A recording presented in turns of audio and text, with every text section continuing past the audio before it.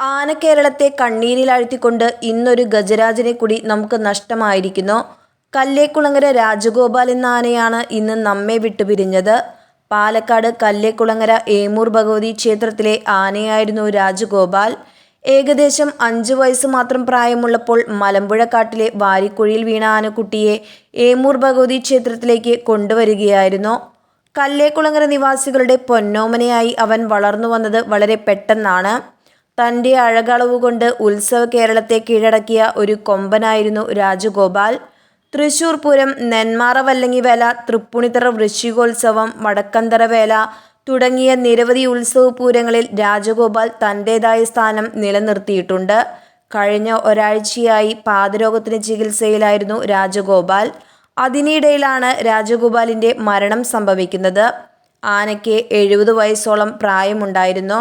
Postmortem നടപടികൾക്ക് ശേഷം ആനയുടെ ജഡം വാളയാർ വനത്തിൽ സംസ്കരിക്കും. നീണ്ട 56 വർഷം ഏമൂർ ഭഗവതിയെ സേവിച്ച രാജഗോപാലിൻ്റെ ഓർമ്മകൾക്ക് മുന്നിൽ പ്രണാമം അർപ്പിക്കുന്നു.